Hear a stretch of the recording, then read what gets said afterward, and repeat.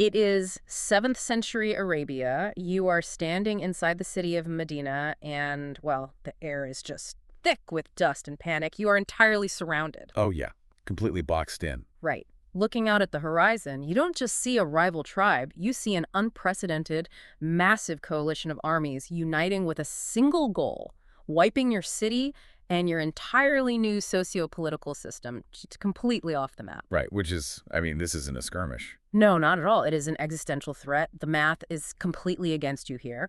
Annihilation feels like, a mathematical certainty. I mean, the psychological terror of that moment, it really just cannot be overstated. Right. Up until this point in history, the Muslims in Medina had primarily engaged in, well, more localized conflicts. Right, like the smaller battles. Exactly. You had earlier battles like Badr or Uhud, which, just for some context for you listening, were essentially traditional open field clashes. Two sides meet, they fight, someone retreats. That's their warfare for the time. Right.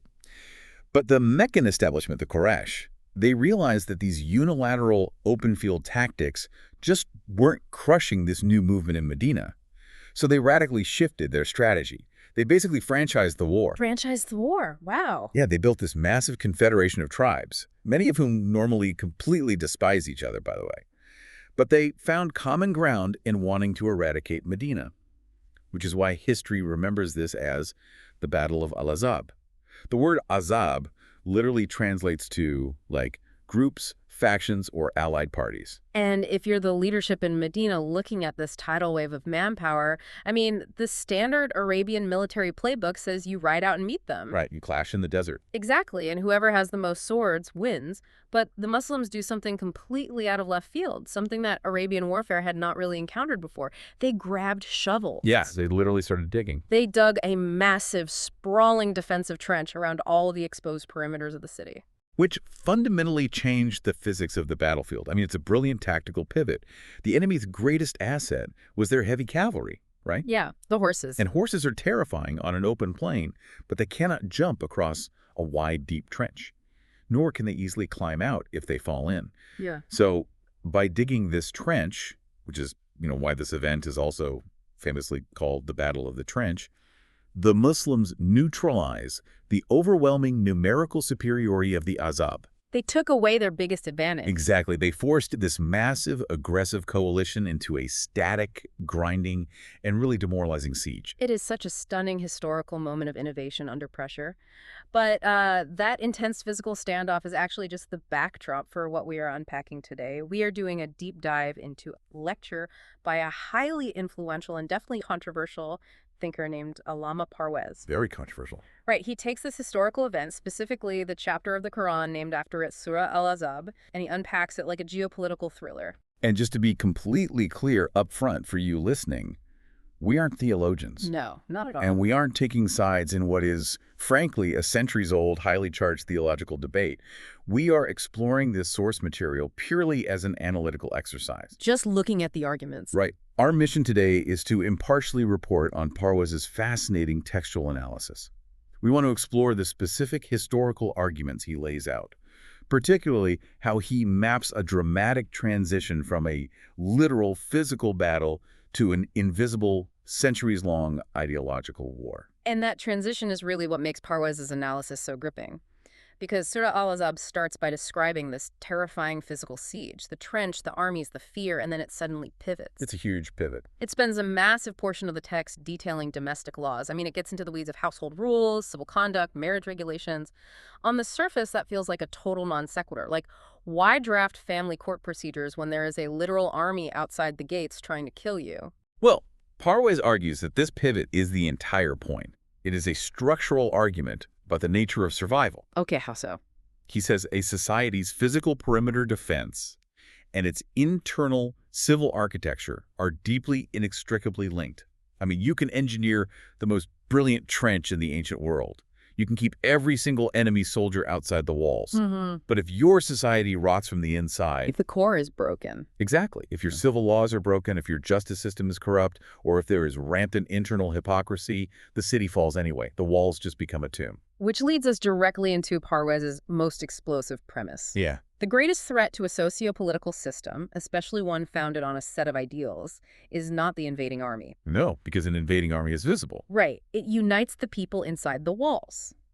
The true existential threat is internal subversion. It is the conspiracy that operates from within, and crucially, it doesn't wear the uniform of the enemy, it wears the cloak of your own highest values. It is the anatomy of an ideological Trojan horse. I mean, if an enemy operates within your borders and openly declares, I am here to destroy your system, the community immediately identifies the threat. They neutralize it. The immune system works. Right. But if that same enemy says, I am here to help you practice your values more perfectly, well, the community lowers its defenses. They literally open the gates and invite the threat right into the town square. Let's look at the historical example Parwez uses to illustrate this because it absolutely blew my mind. When we think of a conspiracy, we are conditioned by movies to imagine, guys in a smoky back room hoarding weapons, whispering about an assassination plot. The classic movie villains. Yeah. But Parvez points to a group of people in Medina who decided to execute a conspiracy by building a brand new mosque. A project that, in literally any religious society, is universally viewed as the ultimate pious act. Building a place of worship is the absolute pinnacle of community service. Right. And their pitch to the public was a masterclass in manipulation. They didn't say anything inflammatory at all. They went to the community and argued from a place of deep, manufactured empathy. It sounded so caring. Exactly. They said, look at our local mosque. It's getting crowded. It's a really long walk for the elderly. Imagine how hard it is for the sick or the weak to make that trek in the middle of the night or during bad weather. So they say, out of the goodness of our hearts, we have pooled our resources and built a new, highly convenient mosque right here in this neighborhood. They completely weaponized convenience and just wrapped it in religious virtue. And the cultural incentive they attached to this project was incredibly powerful. Oh, the spiritual reward part? Yeah, they leveraged a very well-known spiritual promise that anyone who participates in building a mosque will be rewarded with a, quote, house of pearls in paradise. It is the ultimate spiritual real estate pitch. Basically buying eternal salvation by funding a local community center. Exactly. You're buying a heavenly mansion. It sounds unimpeachable. I mean, if you try to argue against that in a public forum, you just sound like a monster. Who opposes a building for the elderly? Right. Nobody wants to be that guy. But according to the source material Parwez analyzes, the prophet received a divine warning that completely unmasked this architectural project. The revelation stated in no uncertain terms that this building was not a mosque, it was a trap.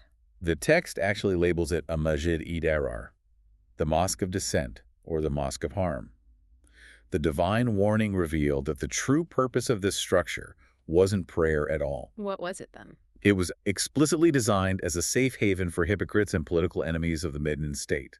It was basically a forward operating base for the opposition, built right in the middle of the city, perfectly camouflaged as a holy site. The genius of that tactic is genuinely terrifying. Because how do you fracture a unified community? You can't just order them to stop praying together. No, they would rebel instantly. Right. So instead, you offer them a separate, shinier, more convenient place to pray.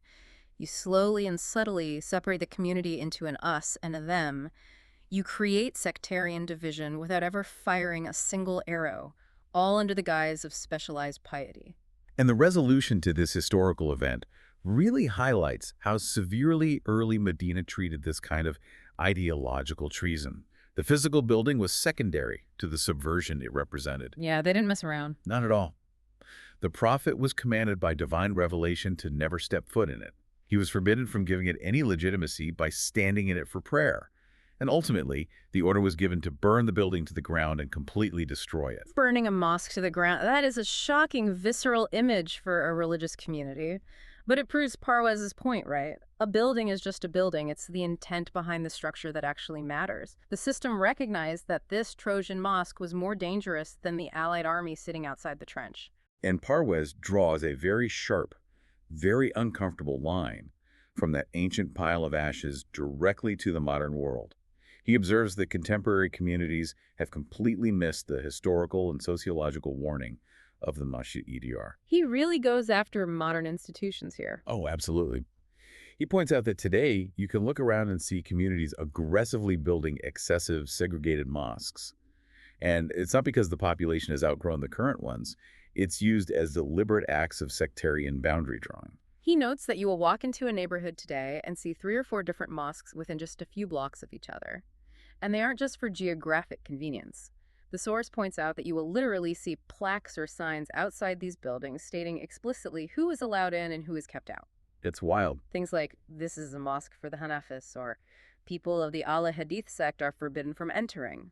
And just to provide some context for those terms for you listening, Hanafis and Ahl-Hadith are distinct schools of thought or sects within the broader Islamic tradition, often with, differing views on jurisprudence and theology. Right, so different interpretations. Exactly. But by placing those signs on the door, these communities are taking the ultimate symbol of communal unity and equality, the mosque, and turning it into an exclusive, gated country club.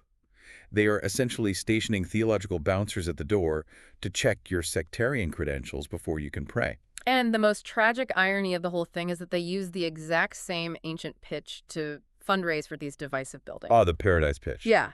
They stand up at community dinners and say, build this mosque and secure your house of pearls in paradise. Parwaz is arguing that modern society has institutionalized the mechanism of its own division. People are eagerly funding the architecture of their own social fracturing, utterly convinced they are performing a righteous deed. It's a brilliant insight. But, subverting physical spaces, like erecting a divisive building, is really only step one. If a conspiratorial movement really wants to hack a religious society, controlling the physical real estate isn't enough. You have to go deeper. You have to go after the source code. You have to subvert the ideological foundation itself, meaning you have to target the primary text. Which brings us to the staggering historical and textual controversy that forms the core of Parwaz's lecture. He spends a tremendous amount of time dismantling a whispering campaign aimed directly at the integrity of the Quran itself. And to really understand this, we have to look at the raw numbers. Let's do it. The current physical reality of the Quran, like the actual book sitting on a shelf today, contains exactly 73 verses in Surah Al-Ahzab. That is the codified text. Okay, 73 verses, got it. But Parwaz brings forward classical historical traditions.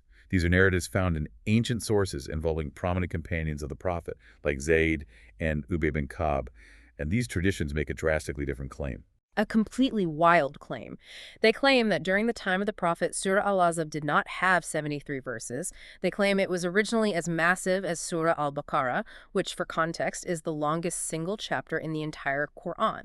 It clocks in at 286 verses. The mathematical implication of that tradition is just explosive. I mean, if you subtract the 73 verses we have today from the 286 verses the tradition claims existed, you are left with a massive deficit. Right, 213 verses. The historical tradition is essentially stating that 213 verses of divine revelation are just missing, vanished from the official record. And Parwaz's reaction to this claim is absolute categorical rejection. He doesn't just, respectfully disagree with it. He views it as a theological impossibility based on the text's own internal logic. Because of the promise of preservation. Exactly. The Quran contains explicit foundational promises regarding its own preservation. There is a very famous verse where God states, "Indeed, it is we who sent down the message, and indeed, we will be its guardian." That is an ironclad cosmic guarantee of textual protection. So Parwaz argues that you face a basic binary choice here. Either you believe the Quran's own premise that God perfectly preserved the text, or you believe a historical anecdote that claims hundreds of verses vanished into thin air. You literally cannot hold both beliefs at the same time. No, it's a paradox. To accept the story of the missing 213 verses is to shatter the entire foundational reliability of the text. Parwaz classifies this narrative of the missing verses as the textbook definition of a psychological operation. He attributes it to what the Quran calls al-Khanas. Ah, the stealthy whisperer. Yeah. The source material describes al-Khanas not as some, monster that kicks your door down, but as an entity that approaches quietly on tiptoes. It leans in, whispers a singular doubt into your ear, and then quietly tiptoes away. It leaves the poison of that doubt to fester and spread organically within your own mind. It is a phenomenal metaphor for how sophisticated disinformation campaigns actually operate. I mean, you don't mount a frontal intellectual assault on a heavily guarded text. You just plant a tiny seed of doubt about its completeness. You just whisper that the official story isn't the whole story? Right. Okay, so they've established this massive claim that the text is incomplete. But a campaign like that requires incredible effort to sustain over centuries. Put yourself in the shoes of someone living in that early empire. Why would anyone within a religious tradition invent and propagate a story that their own holy book is fundamentally broken? It seems counterintuitive. Right. What is the strategic socio-political motive behind whispering, hey, we lost hundreds of our own divine laws? And that is the crucial, pivotal question Parwez answers. You really have to look at the sociology of the time. The early Islamic empire was expanding rapidly. It was absorbing diverse cultures, tribes, and ancient customs. Lots of different ways of life colliding. Exactly. Now, if the public firmly believes that the official book is 100% complete, then the law is strictly limited to what is physically written on the page. The text acts as a wall that keeps outside customs from becoming divine law. It creates a closed loop of authority. Precisely. But if you can convince the public that the book is incomplete, if they accept the premise that 213 divine verses are just floating around out there in the ether of history, you have just created a massive structural backdoor into the legal system. It's exactly like a rogue developer leaving a backdoor in a piece of software. Oh, that's a great way to put it. Right. To the user, it just looks like a glitch, a minor error in the code. But to the developer, it is a deliberate, highly functional entry point. It's designed to override the system's primary programming whenever they need to bypass the security protocols. That is a perfect analogy. Yeah. The missing verses narrative was the back door.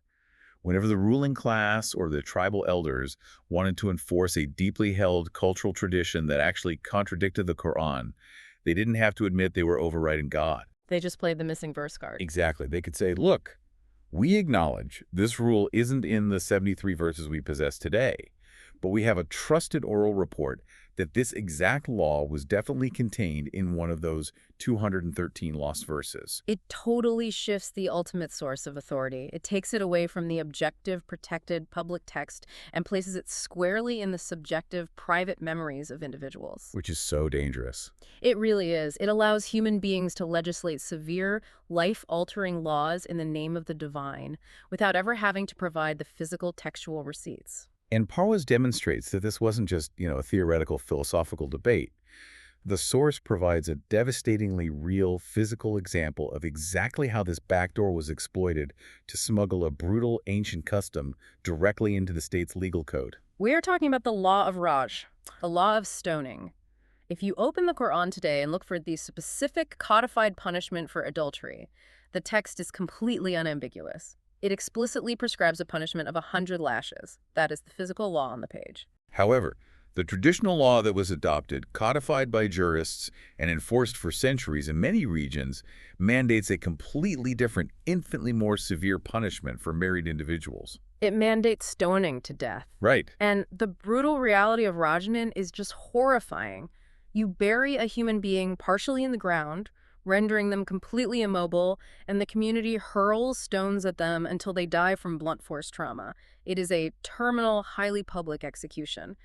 But the massive, glaring legal contradiction here is that stoning to death is absolutely nowhere in the text of the Quran. So the obvious question arises, right? How does a legal system that claims its absolute legitimacy is derived entirely from the Quran justify a terminal punishment of that magnitude when it explicitly contradicts the text? They activate the software backdoor. They do. Proponents of the stoning law explicitly claimed that the divine command for stoning was originally part of the Quran. And where was it? Conveniently, they claimed it resided in one of those 213 missing verses of Surah Al-Ahzab. They literally used the whisper of Al-Qanas to write a lethal law. But Parwez doesn't merely reject this on high-level theological grounds.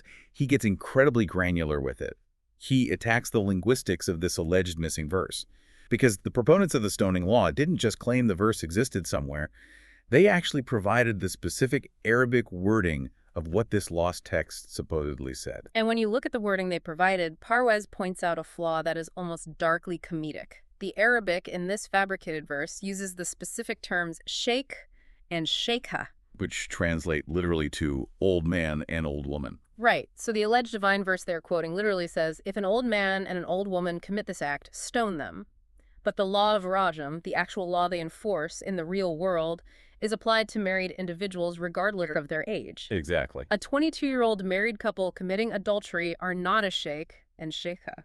The internal logic just collapses instantly. I mean, the lethal law they enforce on the ground doesn't even match the vocabulary of the fake verse they fabricated to justify it. Parwez has a total field day with this. He notes that this alleged divine Arabic sounds incredibly clunky and unnatural. He humorously dubs it Punjabi Arabic. Punjabi Arabic, that's so good. Right. It reads like an invented non-native phrasing. Imagine someone today trying to forge a newly discovered play by William Shakespeare, and in the middle of an intense, dramatic monologue, a character says, "Thou doth be a totally rad dude." It sticks out immediately. Exactly. The linguistic seams of the forgery are glaringly obvious to anyone who actually knows the language. And what Parwez is exposing here is the inherent fragility of reverse engineering divine law. When human beings attempt to fabricate a divine text, to retrofit a pre-existing tribal practice into a religious framework, they invariably leave fingerprints. The linguistics just won't hold up under critical scrutiny. But the historical tradition goes to astonishing lengths to try and validate this backdoor. And this requires us to look at the narrative surrounding Caliph Umar, the second caliph of the Islamic Empire. This specific narrative is the foundational pillar used to explain how the stoning law survived despite not being in the book. And to really understand Parwez's critique here, we have to deeply understand the sociological context of Umar's reign. Umar was an incredibly powerful autocrat ruling over a rapidly expanding, highly volatile empire comprised of fiercely independent Bedouin tribes. These were not easy people to rule. No, not at all. These were people who prized oral tradition above all else. Now, according to the traditional reports, which Parwez heavily disputes, by the way, Caliph Umar allegedly announced to the public that he personally remembered reciting the stoning verse during the Prophet's lifetime. Okay, let's pause. You are the supreme leader of the empire. You firmly declare that God Almighty issued a specific, lethal command. You say you remember it perfectly. The logical, immediate next step is to call for a scribe, say, write this down right now, and cement it into the official state law book. But the narrative makes a bizarre turn here. It claims Umar categorically refused to physically write the verse into the Quran. Why? Well, his reasoning, according to the tradition, was a fear of public backlash. He supposedly stated that if he officially added the stoning verse to the written text, the public would accuse him, Umar, of altering the Book of God. This is where we really have to unpack the deep sociology of this claim, because the psychological gymnastics here are staggering. Umar is renowned in history as a fierce, uncompromising leader. You are telling me a leader who firmly believes a law is a direct command from the Creator, a law he believes in so strongly that he is willing to execute human beings based on it, refuses to write it in the official penal code because he is worried about his public relations. I know, it requires us to believe that Umar prioritized his personal reputation over his absolute duty to preserve divine revelation. But there's a deeper layer of tribal dynamics at play in this narrative. The oral versus written tension, right? Exactly. In early Arab culture, the transition from an oral society to a codified written society was a point of massive tension. Once a law was written down, it superseded the tribal elders' memories. The narrative suggests Umar was caught between the new written authority of the state and the ancient oral customs of the tribes. But Parwez argues that this exact tension proves the story is a fabrication. I mean, if Umar truly, genuinely believed that verse was divine, his absolute religious and state duty would be to record it, regardless if the tribes rebelled. Right, he wouldn't hesitate. The fact that this historical narrative claims he was willing to enforce a lethal punishment verbally, but terrified to record it textually, is proof to Parwez that the narrative itself was invented much later. It was designed purely to justify an unquranic practice by attributing it to the memory of an untouchable historical figure. It is the ultimate subversion of codified law. Think about the implications of this. It makes the justice system entirely subject to the memory, the political fears, and the personal authority of an individual leader, completely overriding the objective, protected text of the Constitution. It is literally the equivalent of a judge in a modern courtroom sentencing someone to the electric chair based on a law that isn't in the penal code. Just making it up. And when the defense attorney desperately points to the law book and says, "Your Honor, this statute literally does not exist," the judge leans over the bench and says, "Well, counsel, that specific page fell out of the Constitution a few decades ago, but trust me, I distinctly remember reading it when I was younger, so I am enforcing the execution anyway." That judge would be disbarred immediately, probably institutionalized. Absolutely. Yet this is the exact logic the historical tradition asks believers to accept. And somehow, the rabbit hole goes even deeper. Because this raises an unavoidable logistical question. If this crucial stoning verse was physically written down at some point during the prophet's life, but was intentionally kept out of the official compilation, what actually happened to the physical hard copy? Where did the missing verses go? Which brings us to what has to be the most tragic, surreal, and frankly absurd narrative in the entire body of source material Parwez is analyzing. The story attributed to Aisha, the wife of the prophet. This specific historical tradition attempts to explain the physical disappearance of the text. It claims that the verses regarding stoning along with another verse regarding a specific law of suckling were physically transcribed onto a date palm leaf. And according to the story, Aisha kept this leaf safely tucked away under her bed in her personal quarters. Okay, I really need to set the scene for this because pacing the emotional reality of this moment is vital to understanding Parwez's reaction. We are talking about the immediate aftermath of the prophet's death. A profound crisis. This is arguably the most traumatic, chaotic, and profound moment of grief in the history of this early community.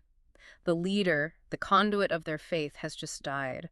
The community is in utter shock. People are weeping in the streets. The political leadership is in crisis mode, trying to figure out how the state will even survive. There is mourning, panic, and overwhelming vulnerability everywhere you look. The entire focus of the society is consumed by this immense human tragedy. The psychological bandwidth of the community is literally zero. Right. And it is precisely during this intense, chaotic period of mourning, while everyone is completely distracted by profound grief, that the tradition claims a goat. A goat? A domestic farm animal that was tied up nearby managed to break its tether. The goat wanders into Aisha's room, sniffs around, finds the date palm leaf containing the divine laws under the bed, and eats it. A hungry farm animal consumed the divine revelation. You just have to pause and let the sheer, monumental absurdity of that image wash over you. The verses are gone. They weren't burned in a great library fire. They weren't captured by an invading Byzantine army. They were digested by a goat looking for a snack. And Parwez's reaction to this narrative in his lecture is incredibly moving. He is not setting this up as a punchline. He is deeply, viscerally pained by it. The source material notes that when he recounts this story to his audience, he implores them with immense emotion, cry, do not laugh. It's a fascinating reaction because, why does he tell them to cry? When you first hear it, the instinct is to laugh because it sounds like a Monty Python sketch. It really does. But he tells them to cry because of the profound, devastating theological insult this narrative represents to the core of the belief system. Let's trace it back to the premise we established earlier. The Quran repeatedly and emphatically asserts that God, the supreme creator of the universe, the all-knowing, all-powerful entity, has taken direct personal responsibility for perfectly protecting his final message to humanity. We have sent down the message, and we will protect it. That is the foundational bedrock of the entire religion. If you don't have that, you don't have the text. Exactly. But this goat tradition demands that believers accept a reality where that divine cosmic guarantee was outsmarted by livestock. It requires you to believe that the creator of the universe couldn't secure his own lethal legal statutes from a farm animal's appetite. Parwez argues that accepting the story doesn't just require a mild suspension of disbelief. It requires the complete suspension of human reason and the destruction of the concept of God's power. It implies a God who is fundamentally incompetent. It makes an absolute mockery of the legal framework if a society bases its most severe terminal laws involving the public execution of human beings on the foundational claim that a goat ate the original paperwork. I mean, that society does not have a rational justice system. It operates on a mythological tragedy. And Parwez laments the catastrophic societal consequences of this mindset in his own present day. The source material highlights the heavy personal and social price he pays for simply pointing out this basic logical and theological flaw. I mean, when Parwez stands up in front of an audience and says, this goat story is logically absurd, it insults the divine, and therefore the Quran must be complete exactly as it is today, he is not celebrated as a champion of the text's integrity. No, not at all. The source explicitly details the backlash. He gets labeled a hadith denier. He is branded a heretic by the religious establishment. He earns fatwas, formal religious decrees, declaring him a disbeliever. Thousands of scholars, according to the text, unite to condemn him. They excommunicate him simply for rejecting a bizarre historical anecdote about a goat, even when that anecdote clearly and directly contradicts the primary text of the Quran and the basic faculties of human reason. Which perfectly, tragically circles back to the very first point we discussed about the Trojan Mosque and Al-Khanas, the stealthy whisperer. The conspiracy worked. It succeeded. The existential threat wasn't the army outside the trench. The threat was inside the house the whole time. The Whisperers successfully rewired the psychology of the community. They convinced the society to defend the goat story more fiercely and passionately than they defend the integrity of their own holy book. That is Parwez's ultimate synthesis. It is a profound argument for absolute textual supremacy. He is stating unequivocally that the Quran is complete. Surah Al-Ahzab has 73 verses. Not a single word is missing. He argues that a society cannot possibly build a rational, just, and functioning legal system if it allows fragile, contradictory, and frankly insulting historical anecdotes to override its clearly preserved foundational text. I mean, you cannot build a civilization on the digestive habits of a 7th century farm animal. You really cannot. Parwez uses this extreme, visceral example to demonstrate a broader sociological law. When human custom and unverified tradition are allowed to supersede a society's primary text, you don't just get a few bad laws. You get a fundamentally vulnerable society. A society that's lost its anchor. Exactly. A society that has lost the ability to distinguish between a divine principle and a human fabrication is a society that can be manipulated, oppressed, and fractured by anyone who claims to speak on behalf of tradition. Okay, we have covered an immense, intense amount of ground today. Let's just take a second to breathe and summarize this incredible journey Parwez's lecture has taken us on. It's been a lot. We started on a literal, physical battlefield, the Battle of the Trench, a moment of supreme terror where a massive allied army sought to wipe out Medina, and the Muslims survived through tactical innovation, digging a physical barrier against a visible threat. But then we saw how the source material pivoted, drawing our attention to the real danger, the invisible danger inside the walls, the ideological siege. We explored the concept of a conspiracy that wears the cloak of piety, manifesting physically in the Masjid Dirar, the Trojan mosque, built explicitly to fracture the community under the guise of convenience. Right, and from the subversion of physical architecture, we move to the ultimate target, the attempted subversion of the ideological foundation itself. We examined the staggering mathematical claim that 213 verses were missing from Surah Al-Ahzab, orchestrated by the stealthy whisperer Al-Khanas to plant the seed of doubt. We unpacked how that missing verses narrative functioned as a sociological software backdoor. It was a loophole deliberately exploited to smuggle brutal tribal customs, specifically the terminal stoning penalty, into divine law. And we saw how the linguistic clumsiness of the fabricated Punjabi Arabic completely exposed the forgery. We analyzed the psychological gymnastics of the Caliph Umar narrative, exploring the deep tension between the oral memory of tribal leaders and the objective authority of written law. And finally, this culminated in the ultimate tragicomedy, the story of Aisha's goat eating the divine revelation during a moment of profound communal grief. A story Parwez begs us to cry over, not laugh at, because of how deeply it degrades the concept of a protected, rational legal system. And throughout all of these historical and textual layers, Parwez's core thesis rings incredibly clear. Critical thinking is the only true defense against the whisperers. You must guard the ideological perimeter of your society just as fiercely, if not more fiercely, than you guard your physical borders. It is a profound, demanding call for intellectual vigilance. You have to anchor yourself to what is actually written in the foundational text, and you must possess the immense courage required to reject the noise, the inherited customs, and the comforting traditions that attempt to overwrite it. Even when doing so gets you isolated, condemned, or labeled a heretic by the majority. It is not an easy path, but according to Parwez, it is the only path to a rational society. And honestly, it leaves us with so much to process. We started this deep dive expecting a story about the precision of ancient warfare, clear battle lines, and a visible enemy. We learned that the true muddy waters, the most dangerous and visible threats, are the ones we willingly invite inside our own walls, warmly wrapped in the comforting disguise of religious or cultural tradition. It really reframes how you look at history. It definitely does. So I want to leave you with a final provocative thought. Something for you to mull over on your own as you navigate the noise and complexities of our modern world.